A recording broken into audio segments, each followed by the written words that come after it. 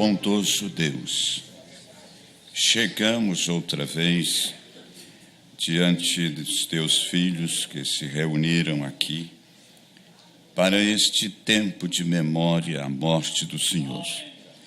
Como sempre, nós temos nossa segurança espiritual cada vez que nos reunimos para estes atos que praticamos, certos de sua graça continuar nos amparando, protegendo-nos do mal do mundo, desse dia em que vivemos como dias mais difíceis, espiritualmente falando. Ajuda-nos aqui a ver mais uma lição da Tua Palavra, saiamos daqui vivificados por ela, seguros de que podemos continuar dando os nossos passos em terreno firme, porque estamos em vigilância, de certo modo, com tudo que temos e ainda com espaço para recebermos mais desta luz do tempo da tarde. Ajuda-nos aqui, no nome de Jesus Cristo te pedimos. Amém. Porque Deus amou o mundo de tal maneira que deu o seu Filho unigênito, para que todo aquele que nele crê não pereça, mas tenha a vida eterna. Podeis assentar. São João, capítulo 3, versículo 16. Escritura que muitos citam até de cor. Palavras que aqueles que nasceram no Evangelho já têm todos estes anos vivido, ouvindo pregadores tomarem estas palavras e pregar.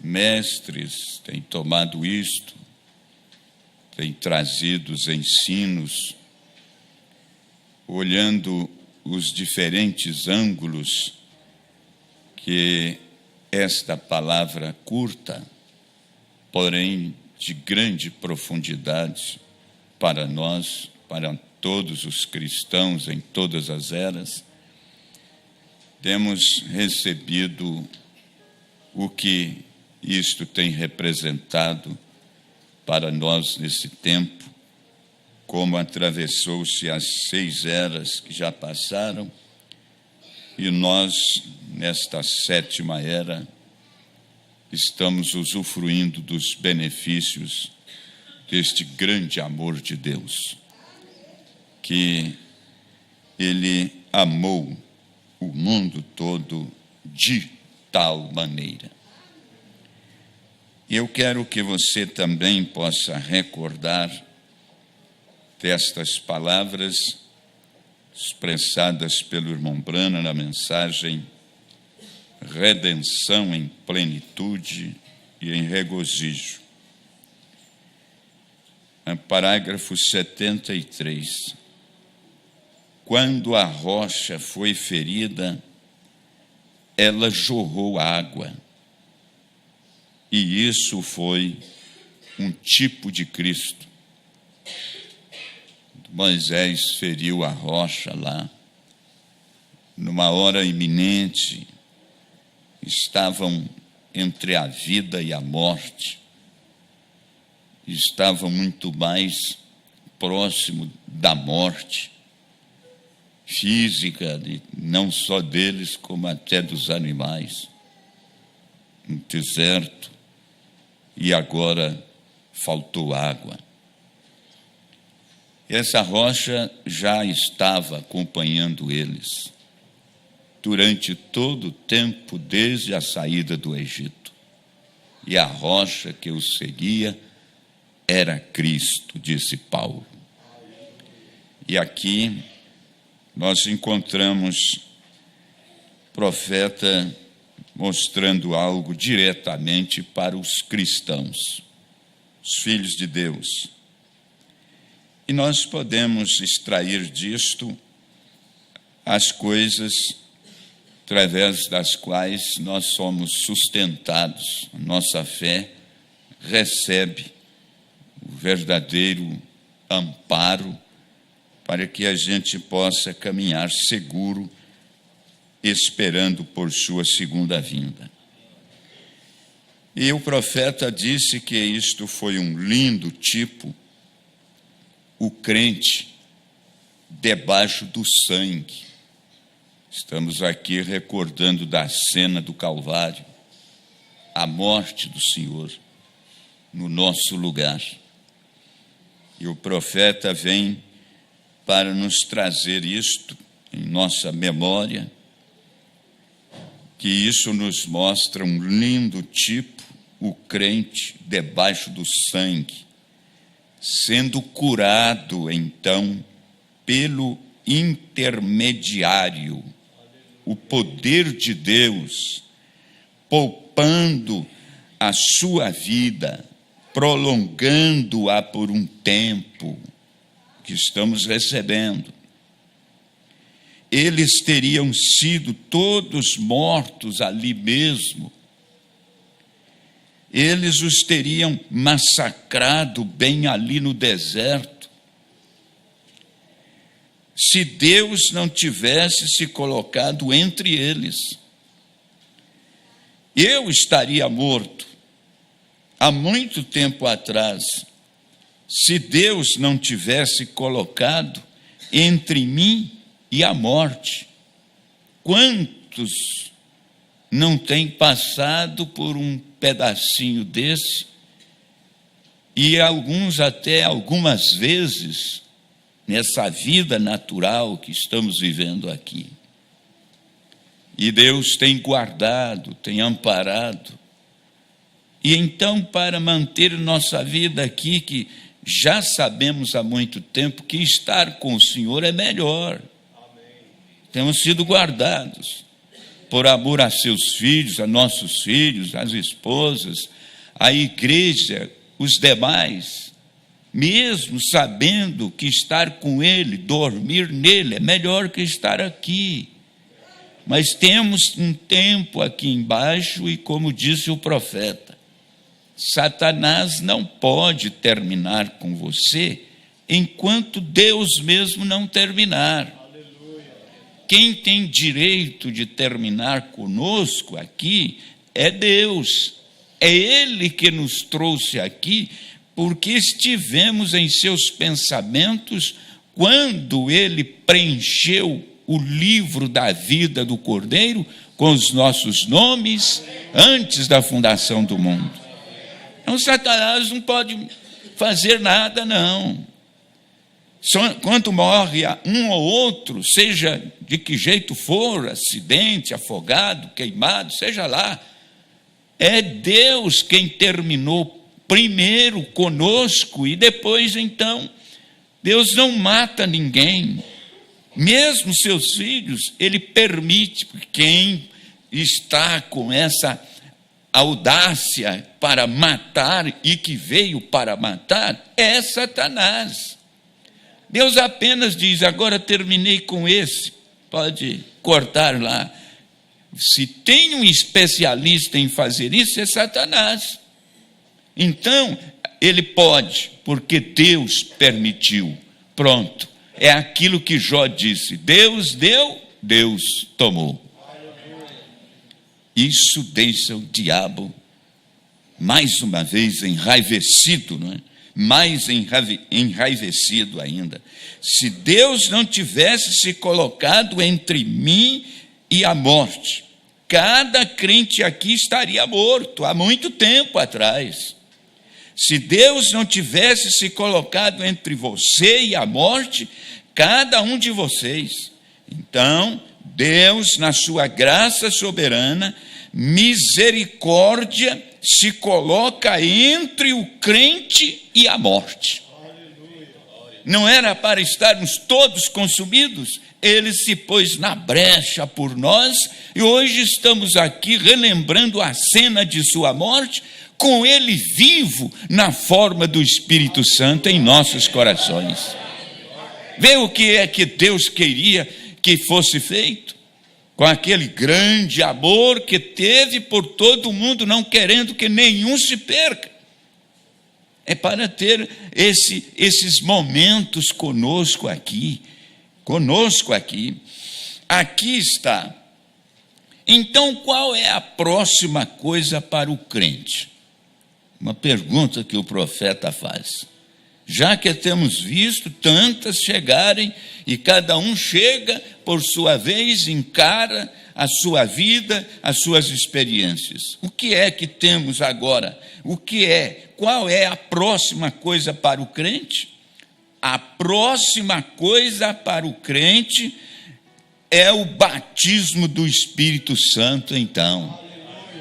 Mas quando se fala disso para nós que estamos vivendo essa classe de fé, a gente entende que esse tremendo batismo com o Espírito Santo é a vinda dele mesmo, que é um tremendo batismo que nos tirará da terra a encontrar a Jesus Cristo nos ares. Não é para continuarmos aqui vivendo nessa vida de sofrimento, não. Há esse batismo que esperamos. Isso é muito além das suas manifestações que ele tem caído sobre toda a carne, na forma de manifestações através dos dons espirituais. Agora é ele mesmo. É um batismo de fogo que nos tirará desta terra. Agora, Moisés, ele guiou os filhos de Israel diretamente ao mar. Tinha um caminho muito mais curto, que poderiam chegar na terra, sem dúvida, sem dificuldade, como tiveram que enfrentar. A primeira delas foi encarar o Mar Vermelho. Era por ali que Deus queria que Moisés guiasse o povo, porque ele estava sendo o guia de Moisés, e Moisés o guia do povo. Então você vê para que eles foram levados para passar através do mar, diretamente ao Mar Vermelho. Eles foram batizados no mar. A Bíblia chama isso de batismo no mar. Aleluia. É engraçado, não molharam. O mar abriu assim, e eles passaram a seco para o outro lado. E a Escritura chamou isso de batismo. Por quê? Porque ele abriu, eles entraram com vida e tudo, e atravessou para o outro lado. Quando atravessou o último, passou, então as águas juntaram, da forma que as águas se abriram. Quando você fomos imergidos nas águas, elas abriram e nós voltamos para não morrer afogado, e elas cobriu nossa vida passada de uma forma simbólica, e nós ressuscitamos com Cristo, tanto quanto ele ressuscitou saindo da sepultura. Que quadros espirituais bem claros para a noiva de Jesus Cristo. Não tiver por dentro do cumprimento das promessas de Deus para essa hora em que estamos vivendo, não enxerga isso. Não enxerga isso. É por isso que essa é uma das respostas desta pergunta. Para que um profeta? Se eles duraram até João, as Escrituras diz que duraram até João. Sim, duraram até João, aqueles lá do Velho Testamento. Mas e o Novo Testamento que foi introduzido? Teria condição de Deus ter um ministério na terra sem este ministério profético? Ele teria que ter os outros ofícios para conduzir sua noiva? Sim, então ele teria só 4. Mas ele deu 5, e nestes 5 está incluído profeta. É um revelador da palavra de Deus. Agora, aqui está, eles foram batizados no mar. O mar, água representando o Espírito. Quando ele feriu a rocha lá, o que saiu? Saiu água. Quando ele foi ferido lá, porque não podiam quebrar nenhum osso, isso estava profetizado, não podia danificar um osso do Senhor Jesus. Eles tiveram o engano, olhou nele e disse: era esse que já está morto. Mas vamos para dar uma furadinha só de lado. Enfiaram a espada do lado do Senhor, sem ferir o osso, e saiu água e sangue. Que coisa! Você vê? Isso foi um tipo de Cristo, o batismo no Mar Vermelho. Em São João 3,16, você viu o cumprimento? Deus amou o mundo de tal maneira que ele deu seu Filho unigênito, para que todo aquele que nele crê não pereça, mas tenha a vida eterna. Nós estamos aqui para provar ao mundo que nós fazemos parte, somos estas pessoas hoje. E você precisa crer por você mesmo nisso e se enfileirar aqui. Estamos certos de que somos essa gente. Observe, um povo que estava perecendo no deserto foi salvo por uma rocha ferida. E não foi por esse meio que fomos salvos, com ele morrendo lá no Calvário, no nosso lugar. E um povo que estava perecendo é salvo hoje. Perecendo em quê? Em pecado, perecendo em iniquidade. É isso que está aí no mundo todo ou não? Está tudo agitado, não tem para onde correr. Porque o Filho de Deus ferido tomou seu lugar. Água, o Espírito jorrando. O Espírito jorrando. Observe, eu quero que você veja isto aqui agora. Quando eles atravessaram o Mar Vermelho. Quando eles atravessaram aquele mar, isso era um tipo de receber o Espírito Santo. Por isso que você vê o batismo nas águas, mas é só o batismo que é feito no nome do Senhor Jesus Cristo. E esse batismo faz parte do batismo com o Espírito Santo. Faz parte. Não tem como receber o Espírito Santo mesmo, aquele dom, sem que seja batizado no nome do Senhor Jesus Cristo.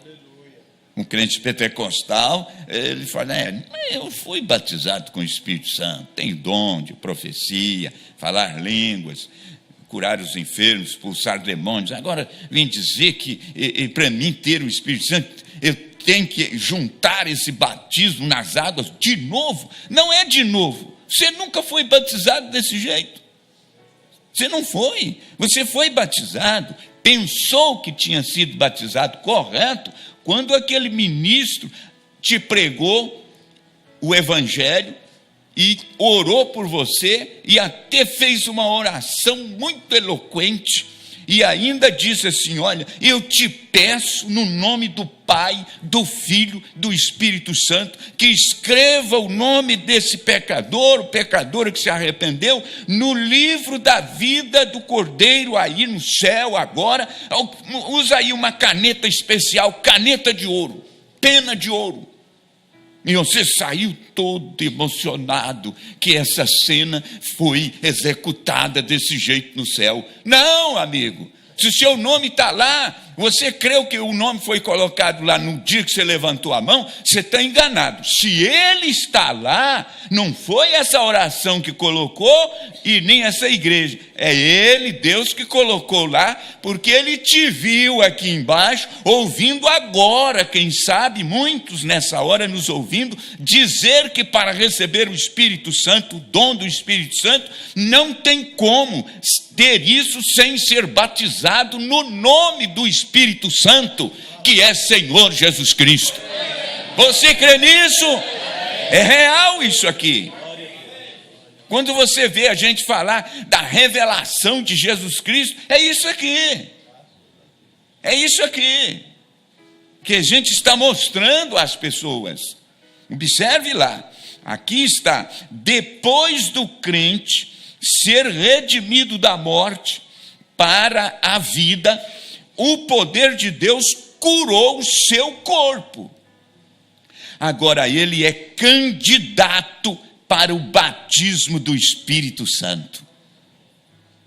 E não pode ser candidato a receber o Espírito Santo. Você recebeu o nome dele, ué? O nome do Espírito Santo. Jesus não falou para batizar em nome do Espírito Santo?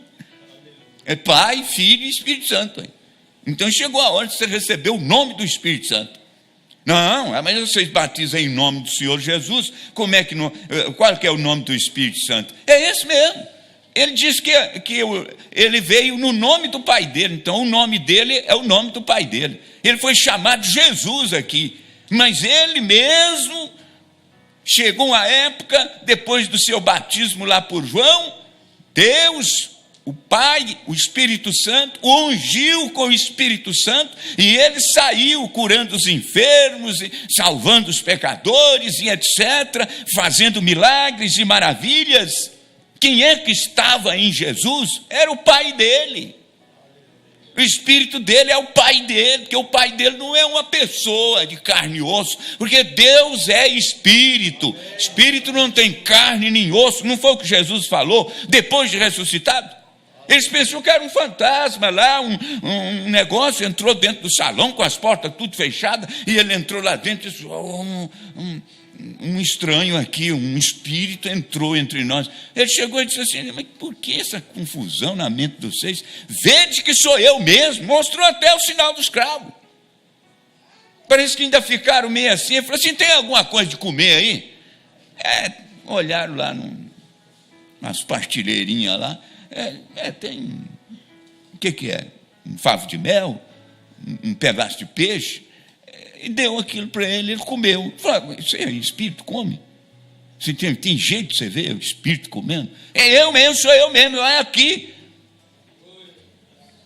Houve um que a primeira vez que ele apareceu entre eles, que quando os irmãos contaram para ele, ele não acreditou. Acredito não. Eu acredito se eu ver.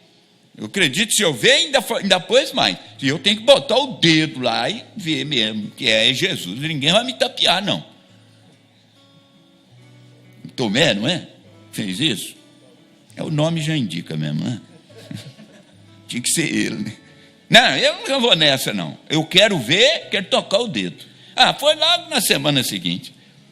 Jesus entrou lá no meio dele, já foi direto. Agora vem cá, Tomé, que agora. Então bota o teu dedo aqui, ó, veja aqui. E ele tremeu tudo. Não, Senhor, eu creio. Mas agora, bem-aventurados estes que ouviram falar disso e creu. Não precisou ver, eles creram. Tomé, é hora de crer, rapaz.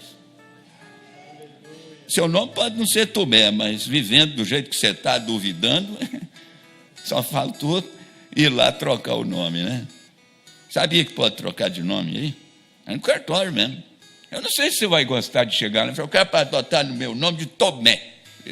Eu só duvido das coisas mesmo.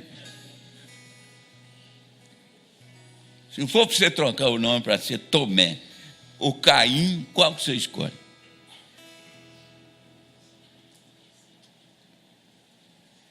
O Tomé não acreditou. E o Caim disse: não dá. Vamos ficar do jeito que está mesmo.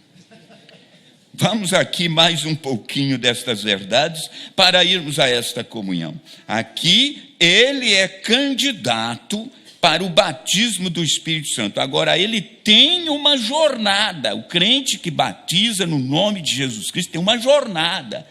O negócio não é ser batizado e ficar descansado. Não, ele foi batizado, as demais coisas chegam por aí na sua vida. Não, nós não pregamos um evangelho assim para ir seguindo assim. Você não, já fez o que tinha que fazer, agora você se vira aí, você vai para o céu. Te batizei no nome do Senhor Jesus, vem aí, toma ceia e tal, e pronto, e fica esperando pela vinda do Senhor que você vai embora. Não é assim, não. Esse evangelho dessa maneira não é o de Paulo. não é o dos apóstolos, não é o dos profetas, não é o do Senhor Jesus Cristo. Ele disse que Ele nos escolheu. Não é a gente que escolhe, é Ele que escolhe. E Ele pede, mostra, e Ele deu sua vida pela nossa, mas agora Ele quer que nós demos nossa vida a Ele. Agora você vai vivendo de qualquer jeito e Deus tem que acrescentar. Acrescentar o quê? Se você não começa correto. Como pode acrescentar onde não tem nada? Olha lá. É sério isso. Agora, ele tem uma jornada além à sua frente. Mas antes que ele possa enfrentar essa jornada, ele tem que ter algo para levá-lo. É o Espírito Santo, é a vida mudada, é novo nascimento, é a prática das coisas sagradas. Isso não vai caindo assim em troca só de que porque se batizou e as demais coisas serão acrescentadas. Não existe isso na Bíblia dessa maneira. Tipo perfeito do Pentecoste, mas Pentecoste real. Pentecoste aqui com P maiúsculo. É o que eles receberam lá. Observe aqui. Ao subirem na margem lá, cada crente, quando você chega e é salvo, aceita o Senhor Jesus, ou melhor, aceita o sangue de Jesus, você ainda tenta prender-se a isto, prender-se àquilo, e você não consegue largar disto, e não consegue largar daquilo. Não, mas é só vir batizar e tem que fazer mais coisa? Tem. Agora, você somente teve um ponto de partida. Tem que largar daquelas coisas. Eu tenho que parar com isso, tenho que parar com aquilo. Se quiser receber este Espírito Santo, é assim. Após algum tempo, Deus pode fazer boas coisas por você. Após algum tempo de prova, de teste, que você o aceitou e que você recebeu de seu espírito a força para permanecer separado das coisas do mundo. Mas você não consegue largar o cigarro. Você tem que tomar seus drinks sociais, ainda que meio escondido, lá na empresa, naquela festinha, não tem ninguém por lá. Aqui não tem problema, uma cervejinha, e se houver alguma coisa, não, essa aqui é uma que saiu agora, que não tem álcool. É bom, essa é bom. Então vai. Agora eu quero saber se essa jornada sua nova vai começar quando? E esses drinks lá? E aquele vinho que se toma, e que de vez em quando a coisa parece que vai um pouquinho a mais, e os olhos ficam meio vermelhos. Eu não vou poder andar na rua, não, porque eles vão ficar pensando mal de mim. Bebi escondido, ninguém viu, não causou escândalo, mas se eu saio com os olhos vermelhos, eles vão, você hoje encheu, né? E eu vou responder o quê? É muita coisa. Muita coisa. Você sabia que a tecnologia, que Deus, tudo que foi criado, não é o homem que criou. Deus só permitiu. Tudo é criação de Deus. Com esse avanço aí, onde você sabe que isso, os pentecostais lutaram para manter o Espírito Santo com eles, e até o tiveram por um bom tempo. Havia mesmo uma atuação do Espírito de Deus através das manifestações, que mostrava aquela mulher quebrando seu voto matrimonial. E naquele tempo não tinha nem sonho de rádio existir para contar coisas para o mundo todo, e coisas erradas que os outros fazem, que os repórteres descobrem e saem contando para o mundo inteiro. Não tinha rádio para contribuir com isso. muito menos telefone, e agora internet, aí esse monte de coisas aí, essas coisas onde você põe lá e o mundo inteiro fica sabendo em fração de segundos. Você já imaginou? Se alguém tivesse na igreja para saber de alguma coisa errada de um irmão, tinha que ser pelo Espírito Santo, através dos dons, manifestar e chegar lá e falar: ó, você fez isso, tal lugar assim, assim, e tal, ia lá e botava a mão lá na cabeça dela ou dele, e ele desmaiava ali, às vezes até, eu fiz mesmo. Agora, o Espírito Santo não precisa. Deus já abriu um espaço que não precisa do Espírito Santo. É só falar contra a imoralidade virtual. Essas coisas aí pela internet, chamadas coisas virtuais. Os atos estão sendo praticados junto com o marido e ele não vê, junto com a mulher e ela não vê. Está tudo assim. Precisa agora. Por isso é que Paulo falou que quando viesse o que é perfeito, e o que é perfeito é a palavra, e o que é em parte seria aniquilado, está aí. Agora os pentecostais então pararam com aquela santidade, que dava-lhes o direito de serem usados pelas manifestações, e eles continuam caindo lá, só que não aponta pecado de ninguém. Apontar que aquela mulher está vestindo roupa de homem, os pentecostais, quando tinha isso, excluía mesmo. Não, o Senhor falou com ela lá na igreja e ela estava andando desse jeito na rua mesmo. E agora, elas estão vestidas assim, e não entristece o Espírito Santo lá no meio deles, fala língua também, profetiza lá não sei o que, mas fala. Agora a gente vai entrando na coisa, olha aqui o que está dando. O profeta diz: você tem que tomar seus drinks sociais, com os companheiros de vez em quando, mas o que você precisa fazer é passar pelo Mar Vermelho, arrepender de seus pecados, ser batizado no nome de Jesus Cristo e apagar esse passado. Quando o diabo vier e dizer: não te conheci em tal época, você era assim, você me conheceu do lado de lá dessa estaca, mas e agora você tem que me conhecer do lado de cá. E ele não pode te pegar mais com aquele cigarrinho, com aquela bebida, com aquela imoralidade, nada. Satanás fala: não, esse aí não adianta mesmo, eu vou tratar de ver se eu toma algum filho dele, alguma coisa aí, porque esse aí já era, graças a Deus, já era mesmo. Estamos na presença de Deus, é assim. Então você observou isso? Tem que passar pelo Mar Vermelho. Quando eles saíram do outro lado lá, aqui está. Eu quero que você veja isto. Ao saírem do outro lado, subiram na margem e olharam para trás e viram aqueles capatazes que tinham batido neles, matado alguns deles quando eles estavam no Egito, exatamente como o câncer e cigarro e tabaco, uísque e tudo mais, que deixa os jovens loucos. Essas drogas e tudo, os manda para o asilo, para os hospitais, e produz um punhado de neuróticos e tudo mais no mundo. Quando eles olharam para trás lá e viram todas aquelas coisas se debatendo, indefesos e morrendo no mar, irmão, reunião, eles é que tiveram uma.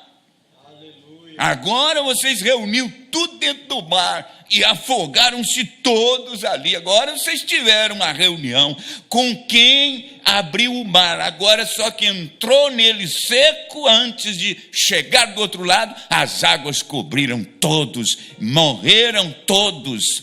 E aquela gente não tinha outra coisa senão a Miriam pegar o tamborim e louvar e cantar aquele hino: só o Senhor é Deus, só o Senhor é Deus. Isso está aí na história, para todo mundo sabe disso. Já na Bíblia, para os cristãos ouvir a respeito disso de vez em quando. Agora, irmãos, já atravessamos um bom tempo, já estamos bem familiarizados com este ato sagrado, e nós sempre nos ajuntamos em torno disso, não para mostrarmos que isso é um ato para nós, assim mais ou menos como muitos lá no Velho Testamento viveram, e chegou ao ponto do profeta Isaías profetizar que a mesa deles estavam cheias de vômitos e de imundície, e que não tinha lugar limpo. Quando as pessoas começaram a naturalizar em suas vidas com aquele tipo de sacrifício, Isaías teve a visão de ver a vida de cada um deles e chamou a vida deles de mesa, porque os sacrifícios que estavam lá sobre a mesa eram os mesmos, feitos com a mesma pureza, lealdade, os animais de sacrifícios escolhidos, corretos lá. E Isaías chegou um dia e profetizou: todas as mesas estão cheias de vômito e de imundícia, e não há lugar limpo. É claro que não eram os elementos que estavam lá, era a vida deles. Já estavam fazendo assim: hoje é o dia do sacrifício lá, eu vou dar um jeito de ir lá para participar, senão eles vão pensar que eu estou desviado, que eu não estou bem e tal. Então ele ia lá sustentando uma tradição, e o profeta disse: não faça dessa comunhão isso. Você, cada vez que vem, deve sentir o mesmo que você sentiu da primeira vez, um temor reverencial. Aqui está aquilo que o Senhor passou em nosso lugar e mandou que nós fizéssemos isso, e o primeiro que chega aqui é sua vida, seu testemunho, sua conduta é que te ampara, te segura aqui. A cena do Ananias e Safira lá, o profeta disse: isso pode acontecer na noiva. Mas às vezes esquecemos disso. Mas devemos lembrar. E quando você se arrepende, o profeta afirma: Deus te perdoa. Talvez você ainda tenha que acertar com a esposa, acertar com o marido, acertar com alguém, mas você vai lá acertar, porque é seu papel fazer isso. Mas quando você se arrepende de coração e alma, Deus te perdoa. Agora, aquela mulher com quem você fez o errado contra, você deve ouvir ela te dizer que te perdoa mediante sua confissão. Ele tem que ouvir isso a seu respeito quando você chega para acertar, embora você tenha arrependimento. Não adianta nada, mas você, quando se arrepende, Deus te perdoa. Ele perdoa a parte que te impediria entre Deus, fica limpa. Mas você deve a quem, ou contra quem você pecou, você fez o que não devia.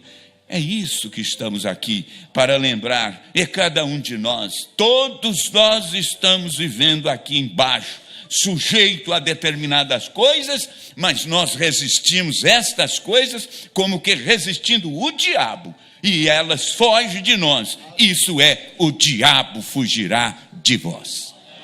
Vamos ficar em pé?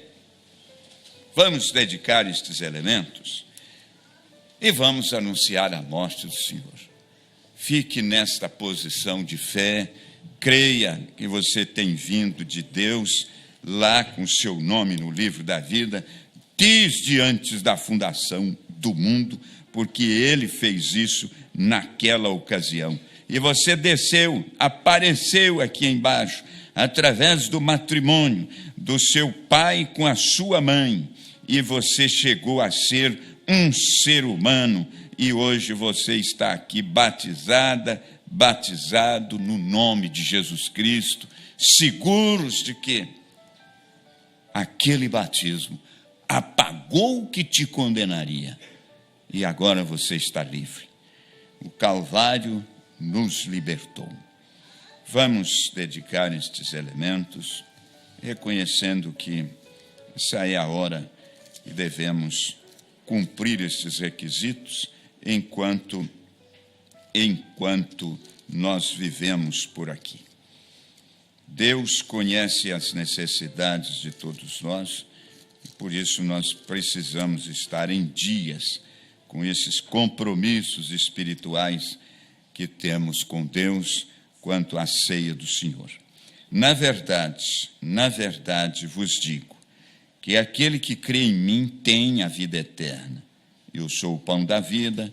Vossos pais comeram maná no deserto e morreram. Este, se referindo a ele, é o pão que desce do céu, para que o que dele comer não morra. Eu sou o pão vivo que desceu do céu. Se alguém comer desse pão, viverá para sempre. E o pão que eu der é a minha carne, que eu darei pela vida do mundo.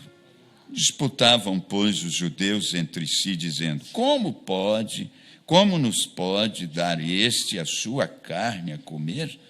Jesus, pois, lhes disse: na verdade vos digo que, se não comerdes a carne do Filho do Homem e não beberdes o seu sangue, não tereis vida em vós mesmos. Quem come a minha carne e bebe o meu sangue tem a vida eterna, e eu o ressuscitarei no último dia, porque a minha carne verdadeiramente é comida e o meu sangue verdadeiramente é bebida. Quem come a minha carne e bebe o meu sangue permanece em mim e eu nele. Pois disso, São João escreveu dizendo que ele levantou da ceia ali, tirou as vestes e, tomando uma toalha, cingiu-se.